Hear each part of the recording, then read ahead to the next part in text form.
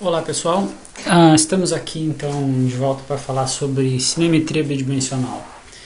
Obviamente o objetivo da disciplina é capacitar os alunos, né, e quem está assistindo de forma geral para poder utilizar a cinemetria como uma ferramenta de avaliação em biomecânica.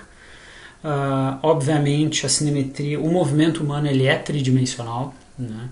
Então a gente já parte do princípio que a cinemetria tridimensional é o nosso padrão ouro, é a nossa medida mais acurada, mais precisa e mais eficiente, eu diria, em relação a nos levar para informações que vão ter uma aplicabilidade mais direta.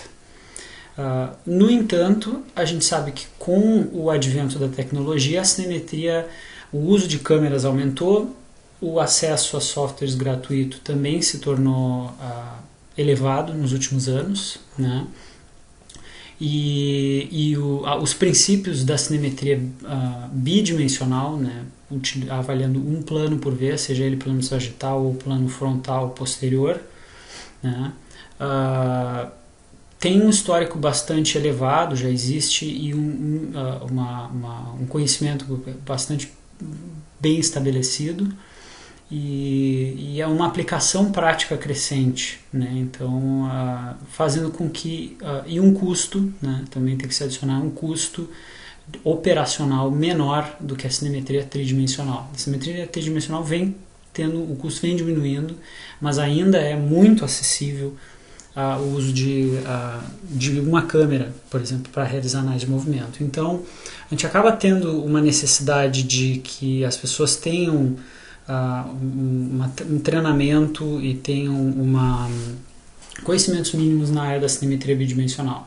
Mas a gente já sabe que vai existir uma série de limitações nessa técnica comparada com a cinemetria tridimensional para uma série de movimentos humanos, né?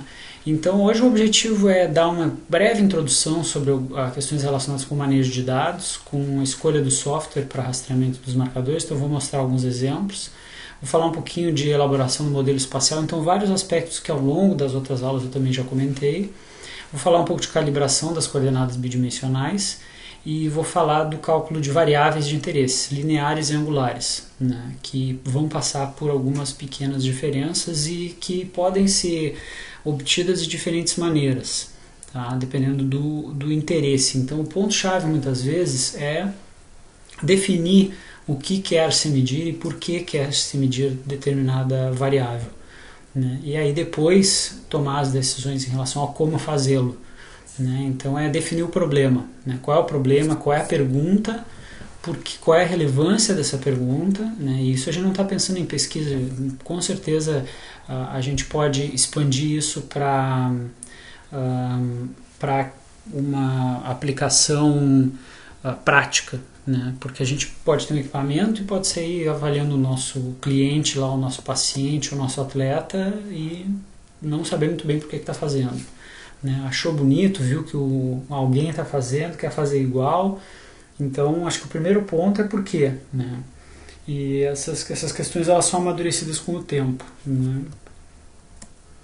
Então, em relação ao manejo de dados, a gente tem basicamente duas grandes opções, né? Uma que é o acesso posterior, ele tem um cartão de memória, né? Então câmeras que vão gravar, eu comentei um pouco sobre o uso de câmeras, né? Câmeras que vão gravar os vídeos em um arquivo dentro de uma memória física interna. Então eu vou fazer todas as minhas coletas, vou gravar num cartão de memória ou na memória interna da câmera e depois eu vou ter acesso a esses dados no computador para poder analisar. Ou a visualização em tempo real, ou live capture, né, no qual eu vou conectar a minha câmera diretamente com o computador e em tempo real eu vou transmitir esses dados, né. Há vantagens e desvantagens em cada um, né. Normalmente o live capture depende de um computador com uma capacidade de processamento elevada, com uma capacidade de transmissão de dados da câmera o mais rápido possível, né, porque a gente sabe que dependendo da frequência de amostragem que a gente está trabalhando, o volume de dados que é transmitido, né, a velocidade desses dados tem que ser elevada. Então se eu tenho um computador lento, eu não vou conseguir ter uma aquisição adequada dos dados. Tá? E essa é uma desvantagem, digamos, da visualização em tempo real. A grande vantagem é realmente, ou as grandes vantagens ao meu ver, uma é realmente a visualização e a conferência em tempo real, então eu poder conferir numa tela grande como é que está a qualidade do meu vídeo, poder fornecer o feedback instantâneo se eu quiser, usar esse vídeo já para dar alguma informação visual para o meu avaliado, né? Que com o cartão de memória eu não tenho como fazer isso. Né? E há um objetivo, uma consequência também disso, que para mim, principalmente para câmeras que vão ser operadas em modo remoto, então uma câmera que eu não vou tocar nela para começar a gravar, para mim a grande vantagem é esse, eu não mexo nela. E eu não mexendo nela, a chance de eu alterar a posição dela em relação ao plano de movimento é zero. Enquanto que uma câmera que eu tenho que apertar algum botão nela para ligar e desligar, por mais estável que seja o meu tripé, eu vou ter uma chance de deslocar ela minimamente, e a minha calibração, dependendo da situação, se eu tenho uma calibração prévia à coleta de dados, né, a minha calibração se perde. Tá? Então, ou pelo menos ela passa a ser um pouquinho mais questionável. Tá? Então, acho que a grande vantagem da visualização em tempo real é essa.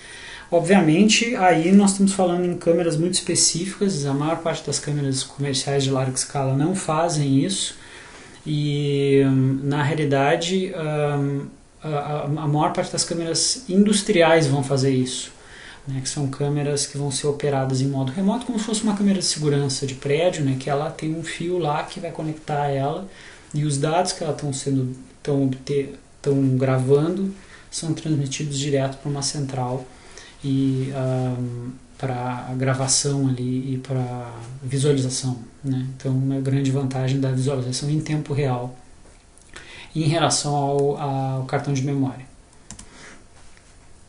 Aqui a gente tem um exemplo de um vídeo, né, em que a gente tem aí a questão do manejo de dados. A gente está mostrando aí uma coleta de ciclismo, né, onde nós fizemos uma avaliação com uma série de outras medidas em paralelo, né? E a gente tendo ali um ajuste, né? Então até deixa eu voltar um pouquinho aqui. Aqui a gente tem, por exemplo, uma câmera em que eu acionava manualmente ela para fazer a gravação. Então uma câmera da Casio Exilin alta velocidade, mas que eu tinha que manualmente vir aqui e apertar o botão dela para ela começar a gravar. Então a minha conferência, no máximo que eu tinha, era no display da câmera ali, para conseguir enxergar o que estava acontecendo, mas a conferência desses dados de forma mais apurada mesmo vai acontecer depois que a coleta de dados terminou. Né? Eu não vou ter como avaliar isso durante a coleta de dados, certo? Alguns softwares, então, e é o que vai acontecer ali, por exemplo, o meu avaliado tinha marcadores na pele, a gente estava avaliando plano sagital direito, né? Então, cinemetria bidimensional, tem que escolher um plano de um hemicorpo. Então, se eu quero usar uma câmera, eu tenho que escolher ou o hemicorpo direito ou o hemicorpo esquerdo, né? Então, ou o lado direito ou o lado esquerdo. Ou vou filmar de frente, ou eu vou ter múltiplas câmeras em que eu vou analisar os planos de forma separada, mas vou gravar de forma sincronizada, que também é um outro aspecto que eu falei um pouquinho já em algumas aulas, mas não me ative muito, não é o grande objetivo da disciplina, né? Mas é a sincronização das câmeras, né? Porque eu nunca vou conseguir, mesmo que eu tenha uma pessoa em cada câmera e eu visualize, dê um sinal visual para elas, agora vamos gravar no 1, 2 e no 13, todo mundo aperta o botão junto para começar, nunca começa exatamente no mesmo instante de tempo. Então eu preciso ter um evento na filmagem que seja visível para todas as câmeras, porque esse evento vai ser o meu evento de sincronização. Naquele vídeo anterior, eu até vou retornar um pouquinho a ele, porque a gente tinha uma informação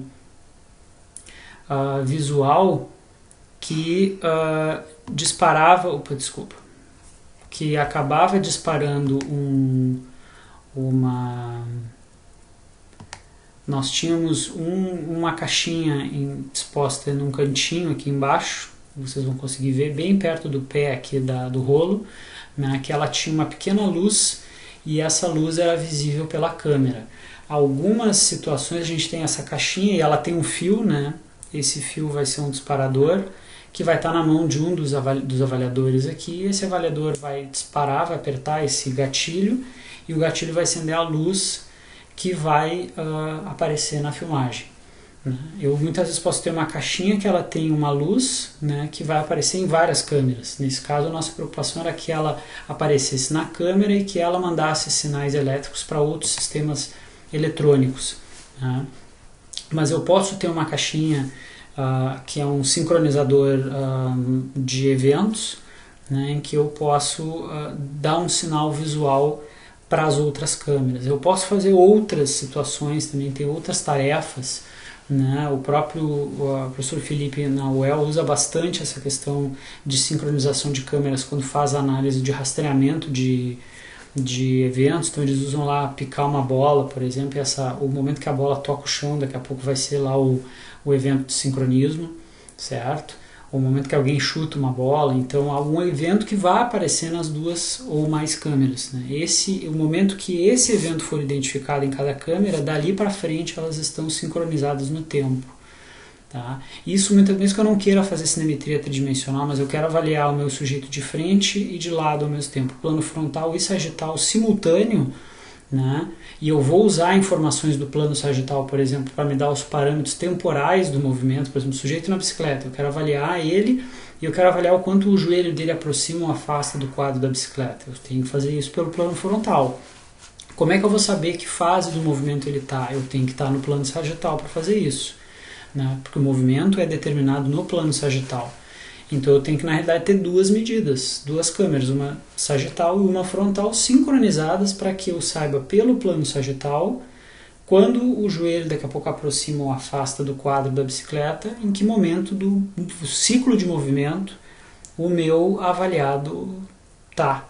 Né? Isso pode ser para marcha, do sujeito caminhando ou correndo numa esteira, por exemplo, né? E para várias outras atividades, que eu tenha um plano que determine as características espaço-temporais do movimento e o outro plano que seja de interesse. Eu tenho que ter o meu primeiro orientador, né, o falecido professor Guimarães, dizia que era um 2D e meio na realidade, né? Não era bem um 3D porque a gente não fazia todo o procedimento de calibração tridimensional, mas a gente usava medidas do plano sagital para dar a escala de tempo do evento, né, no plano frontal, por exemplo, certo? Então é algo que muitas vezes vai ser necessário ser feito, dependendo exatamente, volto no início, dependendo da pergunta, qual é a pergunta que quer ser respondida. Tá? Independente da pergunta, né, é preciso ter um modelo espacial, né, nem que seja 3 marcadores, 2 segmentos para calcular um ângulo, por exemplo. Ou não, me interessa ter um marcador que eu vou rastrear ele ao longo do tempo, eu quero ver a altura do quadril do sujeito na caminhada ou na corrida numa esteira. Né? Eu vou ter que ter um marcador que eu vou identificar, um objeto na imagem que eu vou identificar, que eu vou fazer o rastreamento dele, por exemplo, ao longo do tempo. Para isso eu vou precisar de um software, um deles é o DVideo, né? O Felipe trabalha bastante com o DVideo aí na UEL, ele foi desenvolvido lá na Unicamp, né? Pelo pessoal lá do Laboratório de Biomecânica, né? E é um software que vai ter uma possibilidade aí para quem está na UEL de poder utilizar ele. Um software que eu tenho utilizado bastante aí, até agora cada vez menos, mas vim utilizando até não há muito tempo atrás, que é o Skill Spector, que é um software gratuito que permite o rastreamento das coordenadas bidimensionais, e ele tem até alguns modos de análise tridimensional. Eu não usei ele muito pouco, para ser sincero com vocês, mas ele permite fazer alguns modelos tridimensionais de movimento. Tá? Mas eu usei ele bastante para análise bidimensional, com algumas aplicações diferentes. Mas aqui, por exemplo, num exercício de agachamento, por um modelo bem simples de membro inferior, para aula mesmo, né? Não tanto para pesquisa. a gente consegue determinar aqui, por exemplo, tendo um marcador no quadril, um no joelho, um no tornozelo e no pé, eu tenho 3 segmentos, eu tenho 2 ângulos pelo menos aqui, ângulos relativos, né, que eu consigo medir, né? Então ângulos entre segmentos que eu consigo fazer a medição. Se eu fizer a calibração dentro dele mesmo, que é uma opção que dá para ser feita, né, calibrar o vídeo dentro do próprio software, eu consigo medir esses ângulos aqui, ele me dá os gráficos angulares, tudo, então ele consegue fazer uma série de análises. Tem um tutorial que eu adicionei no blog da disciplina, né, que é um tutorial para utilizar o Skill Spectre para fazer análise bidimensional, tá? Então vai ser crítico porque, ou ele vai ser o tutorial é interessante porque ele ajuda, o próprio software do site do Skill Spectre tem alguns vídeos que dão algumas instruções, assim, digamos, de como fazer, né? Alguns pequenos tutoriais, mas esse tutorial eu acho que ele é um pouquinho mais didático, eu diria, né? O que eu acho interessante no Skill Spectre é que ele tem, por exemplo, uma câmera como essa, uma filmagem como essa, que tem um fundo bem movimentado, não está um fundo limpo, não tem uma iluminação decente, né? Os marcadores não estão altamente destacados na pele, a gente ainda assim consegue fazer um rastreamento semiautomático bastante razoável, né? Em função da qualidade do algoritmo dele. Ele tem um código computacional de identificação do marcador em relação à pele que é bem interessante. Então ele funciona relativamente bem. Eu sei que tem outros softwares que têm alguns algoritmos bons, mas eu não sei se dos softwares gratuitos o Skill Spectre não está entre os melhores, pelo menos, né? No fato de que ele não precisa ter aquele marcador altamente destacado para ele conseguir fazer algum rastreamento. Tem algumas funções no modo digitalização ali, né? Ele tem um menu aqui com o modo digitalização que ele tem alguns ajustes ali que podem ser feitos em relação ao tamanho de marcador, velocidade, critérios que dá para escolher, que ajudam o software a decidir onde está, ou a tentar estimar, né, onde está o marcador no próximo quadro, certo? Então ele é um software que vai ser bem interessante nesse aspecto. Um outro software que tem uma possibilidade também interessante de utilização, eu usei um pouco ele mais para aula, a gente usa bastante para aula aqui por ele ser gratuito, e pelo fato de que, diferente do Skill Spectre, ele tem uma plataforma de codecs de vídeo muito boa. Então o Kinovia ele lê praticamente tudo que é vídeo, né? Ele realmente é muito bom em relação à capacidade, à amplitude de codecs de vídeo que ele vai conseguir suportar. O Skill Spectre não tem essa variabilidade, ele já vai ter está muito mais restrito ao AVI, e ele tem algumas restrições dentro do tipo de codec no AVI que ele vai conseguir ler. Então para usar o Skill Spectre tem que passar por uma conversão de codecs de vídeo, né, que o Kinovia já faz isso praticamente automático, né? A gente joga, copia, arrasta o vídeo literalmente para dentro dele e ele abre, tá? Ele tem ajustes interessantes de escala de tempo em função da frequência de amostragem, então tem como determinar a frequência de amostragem para reajustar a escala de tempo, né?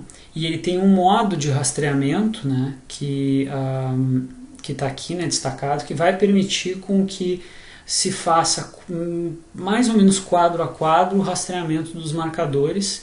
O algoritmo dele, comparado com o Kinovia, então usando os mesmos vídeos nos dois, eu achei o Skill Spectre melhor para rastreamento, mas o Kinovia certamente é muito mais intuitivo, eu diria, de usar, né? A gente chama user-friendly, né? Então é muito mais fácil. A pessoa senta e com pouco input ali, ela já consegue fazer alguma coisa, né? Já consegue medir uns ângulos, já consegue calibrar a imagem, né? Que também é algo que o Kinovia faz isso de uma forma bastante simples, né? Então tem como fazer a escala da imagem de uma forma bem simples. O Skill Spectre precisa criar um modelo, né? Então a diferença é essa, ele é um software que tu tem que criar um modelo espacial a priori e precisa criar lá um modelo de calibração, Tá? Então ele vai ser um pouquinho mais burocrático no start e depois ele vai fazer o rastreamento usando aquele modelo. O Kinovia não, joga o vídeo para dentro e aí depois eu tenho como ir decidindo as coisas.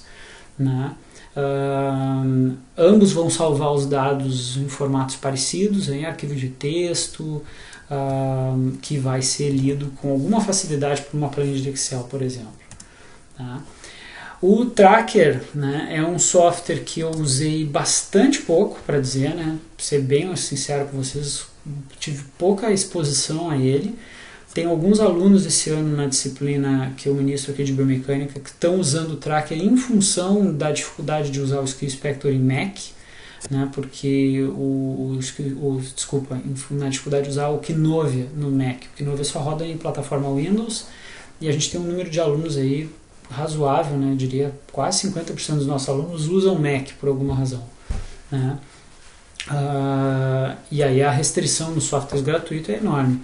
Né? E aí alguns alunos estão usando o Tracker, estão conseguindo extrair algumas variáveis interessantes. Ele é um software pensado para o ensino de física, na realidade, né? Ele não é um software para biomecânica especificamente, mas ele faz uma série de funções que os softwares convencionais de biomecânica vão fazer. Então, quem tiver interesse em testar, aí tem 3 opções de software. Esse aqui eu tenho pouca experiência individual para dar para você sobre, mas eu tenho alguns alunos que estão fazendo trabalho até agora para a disciplina e estão usando o Tracker e estão conseguindo fazer as medidas, está fluindo bem aí, está funcionando bem. Acho que eles vão conseguir tirar informações bem interessantes sobre. Eu não coloquei aqui, mas um outro software que para algumas aplicações ele é interessante, que é o ImageJ. O ImageJ é um software do NIH dos Estados Unidos, né?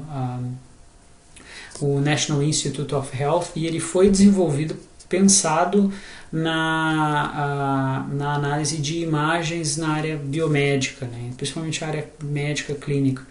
Então, na realidade, o que eles fizeram foi desenvolver um software de processamento de imagem, que tem uma série de funções de open code, né? Então código aberto, em que as pessoas conseguem também montar os plugins, e os plugins servem para algumas coisas específicas, outros são mais genéricos. Então ele é um software interessante que tem vários plugins e tem algumas coisas de rastreamento ali também.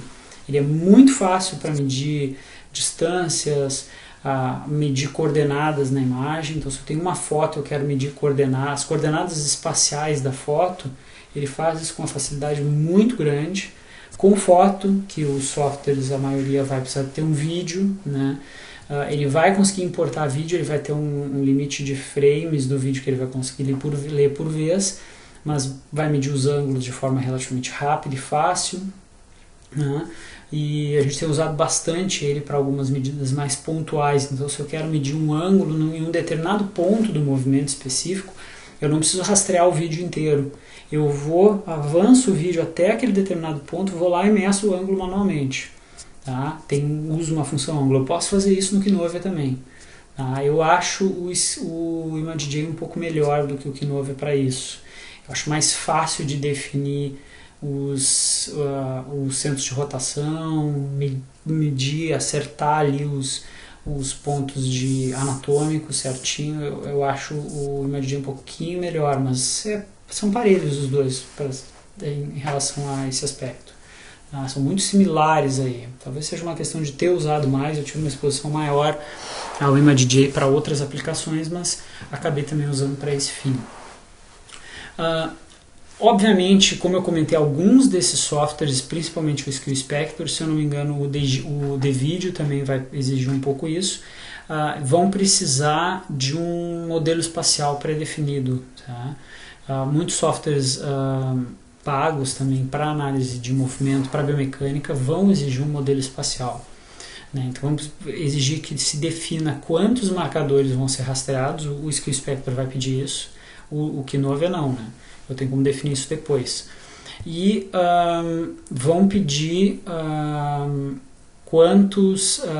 quais são os marcadores e qual a sequência que vai ser rastreada. Então, um vai ser a espinha canteira superior, que é a axis ali, o 2 vai ser o sacro, o 3 vai ser o hip, que é o quadril, o 4 vai ser o knee, que é o joelho, o 5 vai ser o ankle, que é o tornozelo, e o 6 vai ser o shoe, que é o pé do sujeito ali. Tá? Então eu vou ter que definir a sequência e eu vou ter que marcar os meus pontos de referência na imagem naquela sequência. Ele vai procurar por aquela sequência. Se ele perder um marcador lá no início, ele tranca tudo e te diz, ó, perdi esse marcador, o que tu quer que eu faça? Tá? Então eles vão exigir isso. Tá? Aqui a gente tem uma imagem já do Kinovia, né? Então o Kinovia também com uma imagem de um indivíduo na bicicleta. E, então em uma posição eu posso, por exemplo, vir nessa posição aqui e medir um determinado ângulo de flexão, né? Utilizando lá uma função de reguinha que ele tem aqui, o protector, né? Que é para medir esse ângulo interno aqui, se não me engano, ele vai medir depende de como posicionar as hastes, né, do protector, mas ele vai medir um ângulo relativo entre dois segmentos que vão ser montados aqui. Tá? No ImageJ, tá aqui a imagenzinha do ImageJ que eu não tinha mostrado antes, né, até na anterior do Kinovia, o que eu queria ilustrar também aqui é a questão da calibração. Então aqui, por exemplo, nesses vídeos a gente introduziu uma haste de calibração ali, com pontos que a gente enxerga em qualquer frame do vídeo que a gente queira. Então se a gente quiser pegar um frame específico e medir a distância dessa haste, eu tenho como fazer uma calibração linear, como se chama. Então a calibração linear precisa de 2 pontos que estejam numa distância conhecida. Em qualquer posição, né, mas os pontos têm que estar... e a haste, né, tem que estar paralela ao plano de movimento, perpendicular à linha de ação da lente da câmera. Né? Então, por exemplo, a minha haste aqui, ela está apoiada numa posição que ela vai aparecer perpendicular. Então eu sei que ela tem 1 metro, vou ali medir entre os 2 pontos vermelhos das extremidades e vou ver quantos pixels eu tenho nela para o meu 1 metro. E eu vou poder criar o meu fator de calibração e manualmente, posteriormente, calibrar as minhas coordenadas, ou no caso do Kinovia, que está nessa imagem, eu tenho como fazer isso, que é ajustar a escala da imagem toda a partir daquela medida conhecida. Eu vou lá, marco quanto é o tamanho dessa estrutura dessa haste aqui, tem X pixels, eu sei que ela tem 1 metro, ele automaticamente já cria para mim um fator de calibração e aplica para todas as medidas que forem ser obtidas nessa imagem especificamente.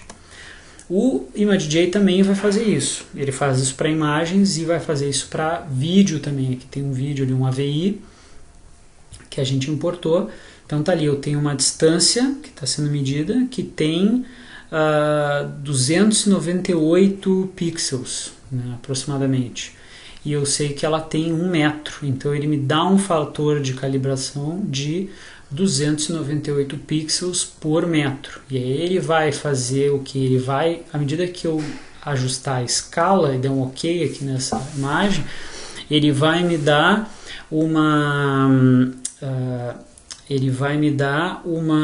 as medidas na imagem subsequentes a esse ajuste da calibração, todas em unidades métricas.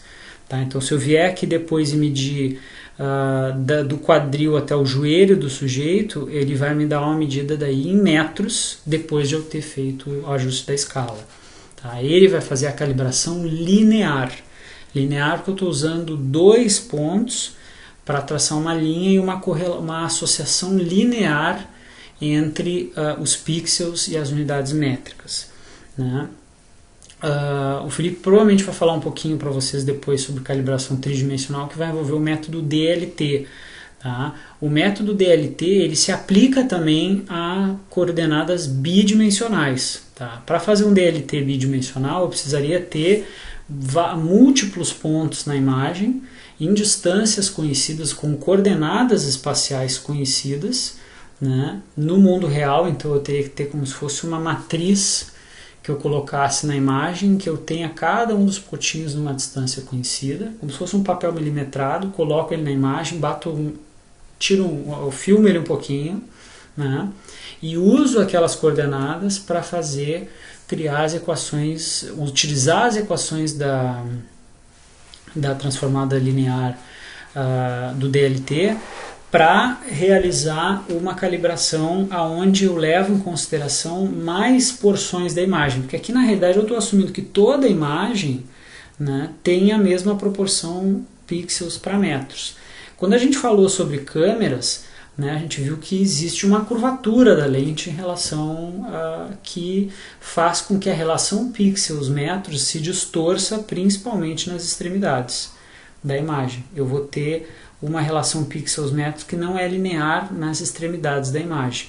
Tá? Então, se eu quiser medir algo nos extremos da imagem e eu não fizer uma calibração utilizando o método DLT bidimensional, eu vou ter erros de medida.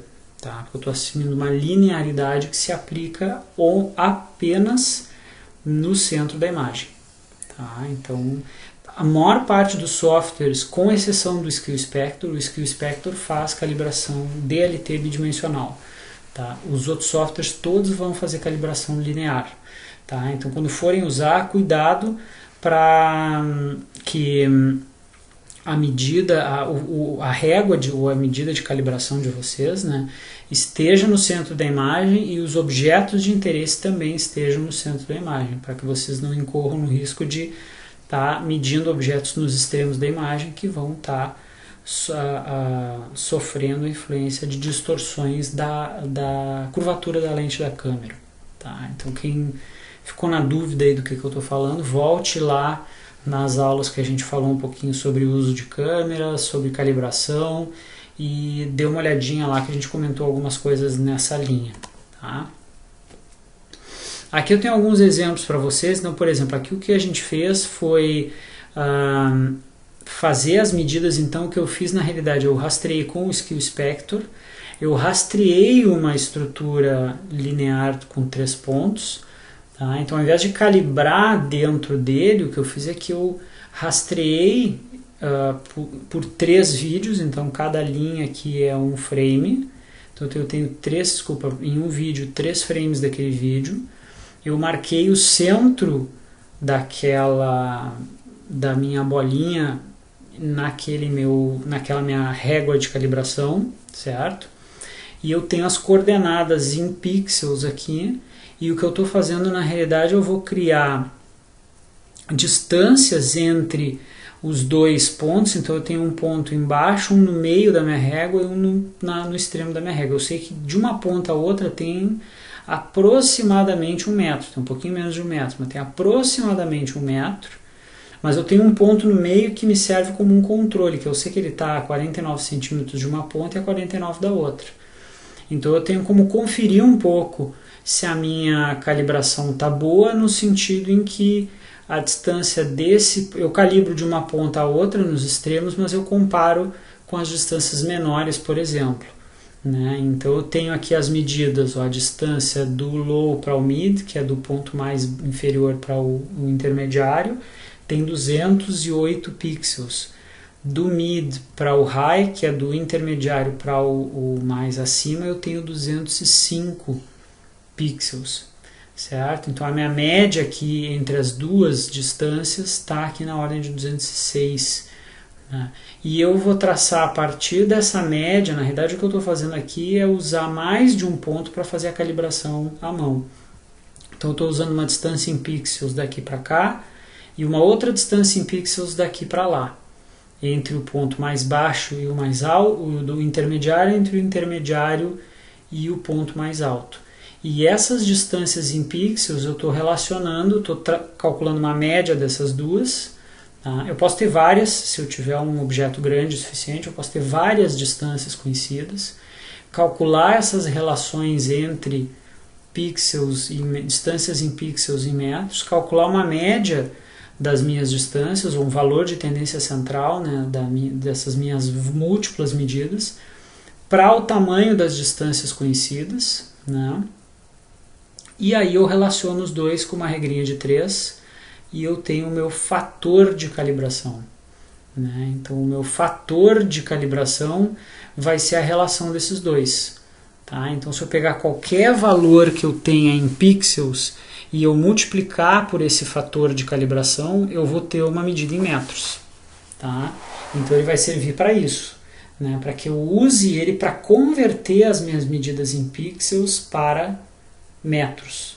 Tá? Eu posso usar centímetros, milímetros, depende do tamanho do objeto que me interessa rastrear. Então também tem isso. Né? Se eu quiser rastrear um movimento muito pequeno, talvez eu calibrar em metros não faça muito sentido. Eu talvez tenha que trabalhar com a câmera mais próxima e ter uma calibração em centímetros. Tá? Se eu quero observar algo com dimensões muito pequenas. Normalmente, o movimento humano a gente vai usar metros. Né? Um sujeito fazendo um salto, ou mesmo um indivíduo ali numa bicicleta estacionária, correndo numa esteira, certo? Ou mesmo passando na câmera, caminhando no solo, né? Eu vou calibrar utilizando medidas métricas, aí, porque eu vou ter deslocamentos em amplitudes na casa de metros. Tá?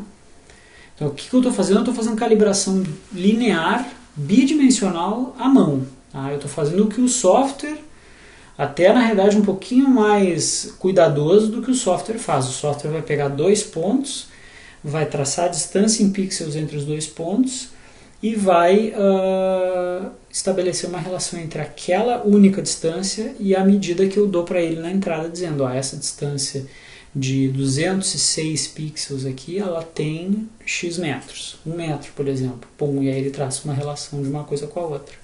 Tá? Aqui o que eu estou fazendo, eu estou usando 2 distâncias e estou calculando ali uma calibração. Estou fazendo uma calibração manual à média das 2 distâncias. Eu posso fazer, como eu comentei com vocês, com várias distâncias conhecidas. Então, se eu tivesse na minha bicicleta lá vários pontos ao longo do quadro da bicicleta, com distâncias entre eles medidas manualmente, com uma trena, por exemplo, né, eu posso usar essas várias distâncias, criar um modelo espacial de calibração e fazer uma calibração mesmo linear ainda, não necessariamente usando as equações do DLT, mas fazer uma calibração linear com muito mais fatores de entrada, que me dão uma, digamos assim, uma consistência maior na minha calibração. Tá? E a minha calibração é o ponto de entrada, né? Se a minha calibração não está boa, eu posso ter certeza que os meus dados não vão estar ótimos lá no final. Tá? Aqui, esses dados aqui, vocês têm acesso a eles, a gente usou eles na primeira semana, então tem a planilha ali, CIM, alguma coisa, tem um nome estranho que era o nome do vídeo, editado, coordenadas. Então ali o que tem é que tem 2 abas, uma que é o Raw Data, que são os dados brutos que estão em pixels, tá? Então tem um gráfico ali mostrando os vários frames, um plot, né, um gráfico de dispersão, plotando as coordenadas em x e em y para os múltiplos frames. Aí, por exemplo, como é um agachamento, né, eu estou vendo aqui que todos os marcadores relacionados ao quadril, o sacro e a pelve, de forma geral, estão diminuindo à medida que o sujeito se abaixa. O pé e o tornozelo não se mexem, porque ele está com o pé no chão, e o joelho se desloca para frente. Isso eu estou olhando nas medidas brutas em pixels. Então eu rastreei em pixels, exportei os dados em pixels. E o que eu fiz é que nessa segunda aba, na aba Calibrated Data, eu apliquei o meu fator de calibração. E aí as minhas medidas estão todas em metros agora. Tá? Então tá ali, ó, eu tenho 1 metro lá em cima no início do movimento e vou ter alguma coisa em torno de 60 centímetros ali, um pouco menos de 1 metro até, para o quadril, e algo em torno de 60 centímetros aqui mais para baixo. Então um deslocamento vertical aqui na ordem aí dos 40 centímetros no movimento de agachamento. Tá? Então eu consigo ter agora sim medidas e unidades métricas que eu vou poder quantificar elas, sejam elas lineares ou angulares. Tá? Como eu tenho vários pontos aqui, eu tenho 2 coordenadas para o pé, que é um segmento, um marcador que eu rastreei, 2 coordenadas para o tornozelo, aqui não tem nome, mas é o joelho, né? 2 coordenadas para o quadril, 2 para a espinha ilíaca superior e 2 para o sacro. Tá? Então tem x e y para cada uma dessas 2, vertical, x horizontal e y vertical para cada uma desses pontos de referência. Tá? Aqui a gente tem a posição vezes o tempo, né? Então o que eu tenho ali na realidade já é um dos marcadores aqui. No caso, a gente tem o marcador do sacro, lá usado como referência para o movimento do quadril, tá? E o que nós temos ali é a posição do quadril ao longo do tempo. Então ele começa em 1 metro, o sujeito ficou um pouquinho lá, depois ele começou a se abaixar e eu vejo que ele vai até mais ou menos uns 65 centímetros ao longo do tempo, que é um movimento que durou quase 2 segundos ali desde que eu comecei a gravar. O movimento em si durou um pouco mais de 1,5 segundos, um pouco menos de 1,5 segundos, porque ele começou a se mexer mais ou menos em meio segundo, ele vai até quase 2 segundos ali. Tá? Eu tenho uma unidade de tempo aqui que eu criei, baseado na frequência de amostragem. Tá? Tem uma coluna tempo ali que não existia no arquivo original, a gente criou ela baseada na frequência de amostragem e plotou a posição pelo tempo. Pela posição em relação ao tempo, eu tenho como fazer uma primeira derivação, né?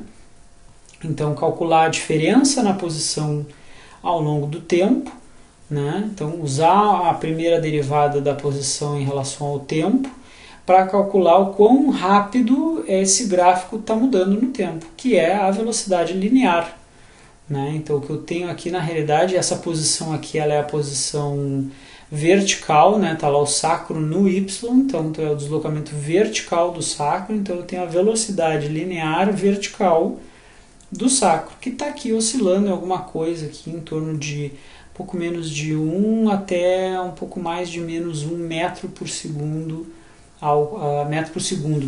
de velocidade. Um movimento bem próximo aqui do zero, porque o indivíduo fez o movimento em uma velocidade mais constante possível. Se eu tivesse acelerações aqui ou grandes mudanças de velocidade, eu teria aqui alterações mais substanciais na velocidade. Se a gente for olhar para a aceleração, né, a gente tem valores de aceleração aqui que estão flutuando em torno do zero, porque a gente instruiu o indivíduo para fazer o movimento em velocidade constante. Também, quero saber a aceleração, no momento que eu sei a velocidade, que eu tenho o tempo, a primeira derivada da velocidade em relação ao tempo, né, que é a diferença em cada par de pontos, né, ou par ou trinca, né, dependendo do método que for se utilizar, ou 5, né, tem até métodos com 5 pontos, né, ou trinca ou pares de pontos de medidas de velocidade no tempo vão me dar, então cada 2 medidas de posição no tempo me dão uma medida de velocidade. Cada 2 medidas no mínimo de velocidade no tempo me dão uma medida de aceleração. Tá? Então eu vou conseguir calcular medidas lineares, né, variáveis lineares do movimento, né, a partir do rastreamento das medidas lineares. Tá? Então tá ali, ó, a velocidade. Eu vou pegar aqui, na realidade eu fiz o método da trinca com o que eles chamam da diferenciação central, né? Então eu usei o ponto 3, o meu terceiro frame, menos o meu primeiro frame de posição, então P é para posição. Então a posição no frame 3 menos a posição no frame 1, dividido pelo tempo no frame 3 em relação ao tempo no frame 1. Tá? E aí eu tenho uma medida de velocidade central nesse intervalo de tempo. Tá? O objetivo mais do método central é diminuir um pouco o ruído que eu tenho maior quando eu faço usando pares de dados. Tá?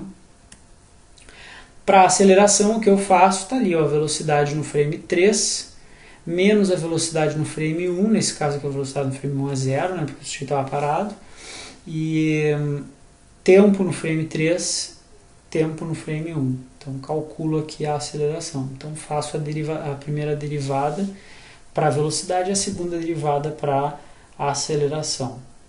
Tá? Para medidas angulares vocês já trabalharam um pouco, né? Então agora sim, primeiro eu deixei vocês terem o contato com os dados para tentarem enxergar qual é a lógica ali na lei dos cossenos, né? Para cálculo dos ângulos, né? Mas o que a gente faz aqui na realidade é ter essa trinca de coordenadas espaciais, né, trinca de pares de coordenadas espaciais, cria-se um segmento, né, entre os pares de coordenadas, então entre o tornozelo e o joelho eu vou ter o segmento 1, e entre o joelho e o quadril eu vou ter o segmento 2, né? E entre o quadril e o tornozelo eu vou ter um terceiro segmento virtual aqui, que vai ser criado para que eu consiga, a partir da mudança na distância virtual desses dois marcadores, do quadril até o tornozelo, eu conseguir medir o ângulo de projeção aqui. Tá? Então é um cateto aqui na realidade, né? Esse triângulo ele não é retângulo, então ele não é um cateto de triângulo retângulo, então eu não posso usar Pitágoras aqui, né? Porque eu não tenho ângulo de 90 graus entre nenhum dos três lados do triângulo, então esse lado virtual, essa base do triângulo aqui virtual, ela vai ser oposta ao ângulo que me interessa medir. Por isso que o arranjo da equação angle ali está do jeito que está. Se eu inverter a ordem dos segmentos na equação, eu vou medir ou esse ângulo entre a coxa e o segmento virtual aqui do quadril até o tornozelo, ou o outro ângulo, que vai ser a outra ponta entre a perna e esse segmento virtual. Então, se vocês traçarem uma linha aqui que sai do tornozelo e vai até o quadril, vocês têm um segmento virtual. Eu tenho 3 ângulos aqui que possam ser medidos com esse método dos cossenos. Ou esse ângulo relativo entre a coxa e a perna, que é o que me interessa, que é o ângulo do joelho, ou entre a coxa e esse segmento virtual aqui em cima, tá? Que não me agrega muito aqui, pelo menos não tem uma relação anatômica com o movimento muito grande, nesse caso, e a outra entre a perna e esse segmento virtual, que também não me ajuda muito. A sequência depende da sequência, como esses tamanhos dos segmentos, que aqui o que a gente está medindo é o tamanho do segmento, na realidade, tá ali, ó. O segmento 2 tem 43 centímetros, o segmento 3 tem 71, que é esse maior aqui, né, que sai do quadril até o tornozelo, tem 71 centímetros nesse frame específico. Tá? Do joelho até o tornozelo tem 29 centímetros. Tá? Então essas distâncias entre os segmentos 1 e 2, né, são medidas, e é interessante que alguns de vocês até notaram, eu recebi um ou dois e-mails até sobre, a pessoa perguntando, Rodrigo, mas o tamanho dos segmentos 1 e 2 muda ao longo. O 3 obviamente muda, né, porque no momento que o sujeito sobe, a distância do quadril ao tornozelo aumenta. No momento que ele desce, essa distância direta aqui, né, essa linha direta aqui, diminui.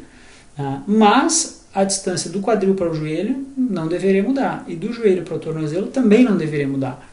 Por que ela muda?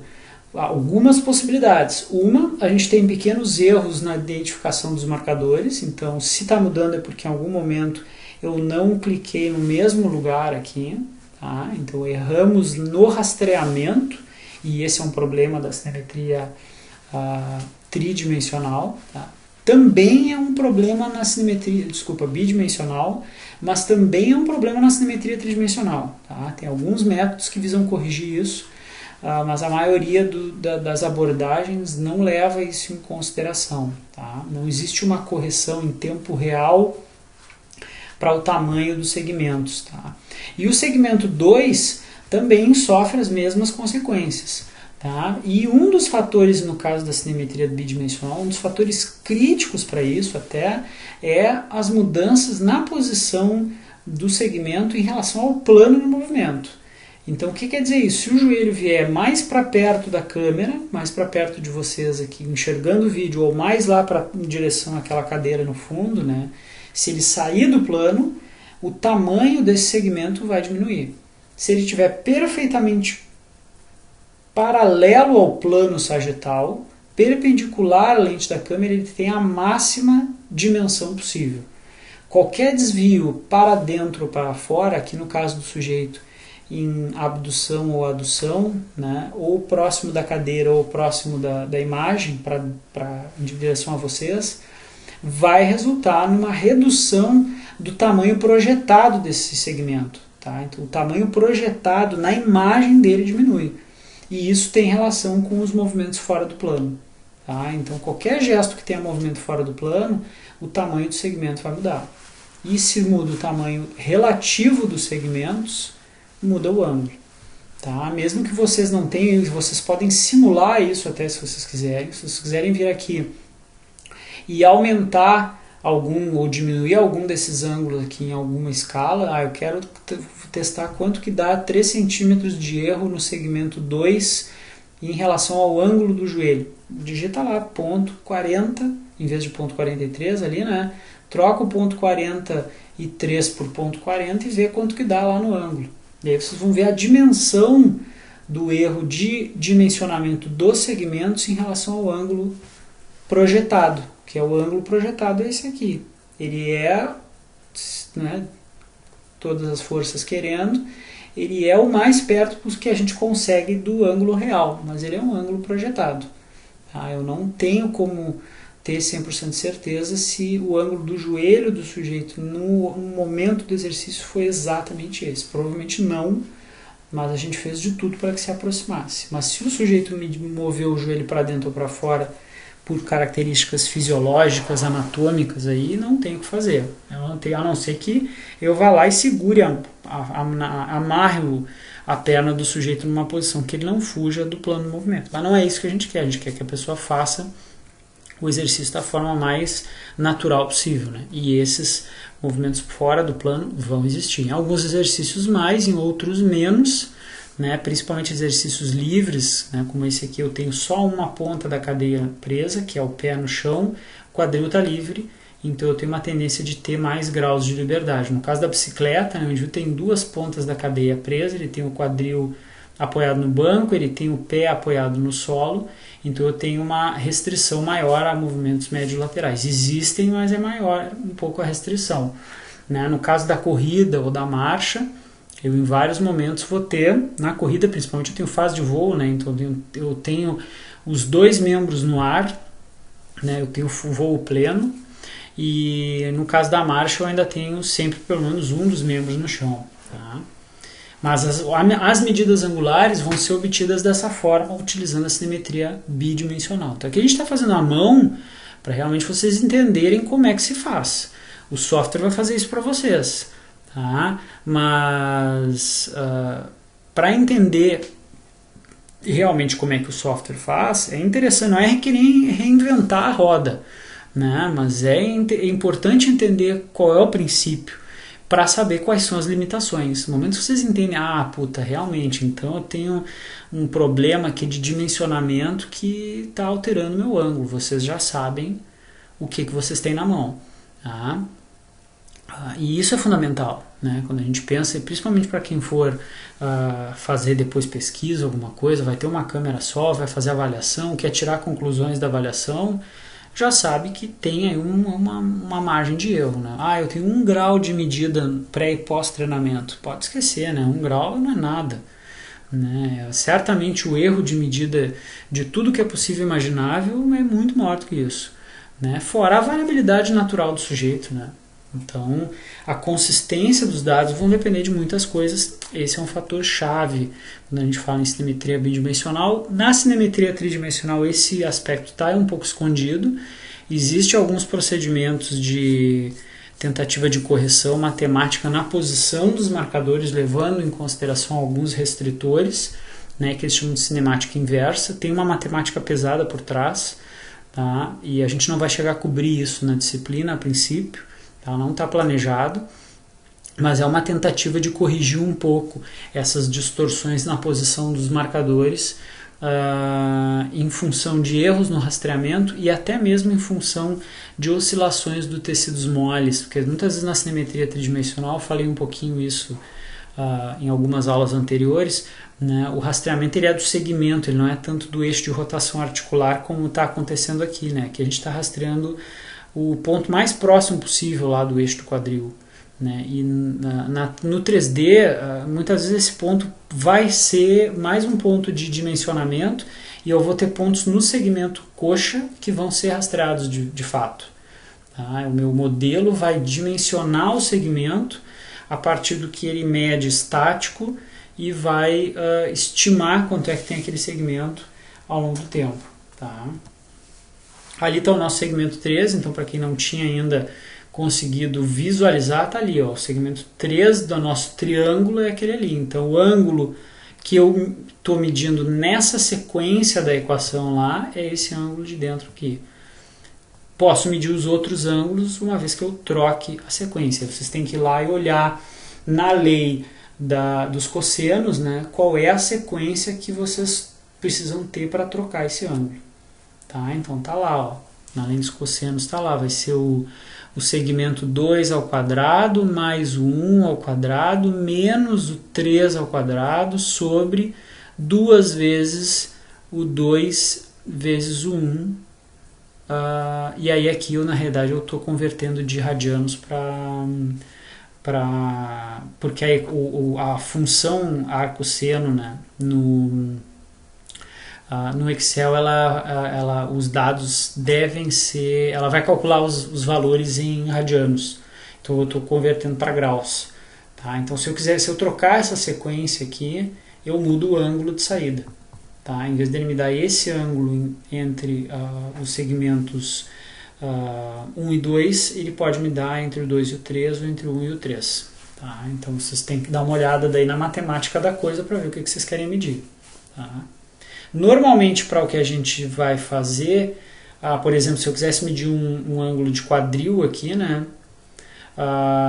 eu teria que ter um marcador virtual aqui, por exemplo, a flexão da coxa em relação à horizontal, né, ou se eu tivesse um ponto no tronco do sujeito, eu poderia medir da mesma forma, do tronco até o joelho, até o quadril e até o tronco, né, então eu teria o mesmo triângulo de novo, tá? Mas se eu quero medir em relação à horizontal ou à vertical, né, aí eu vou ter uma sequência diferente, tá? Eu vou ter que usar um outro princípio, porque eu não vou ter um terceiro ponto aqui, eu tenho que criar um marcador virtual aqui que tenha coordenadas específicas, provavelmente coordenadas de Y do quadril e de X talvez lá do tornozelo, que vai ficar fixo, e aí eu tenho um marcador aqui e esse segmento que vai se mexer para cima e para baixo, e aí aqui talvez eu consiga ter um ângulo, um triângulo retângulo em algum momento aqui, né?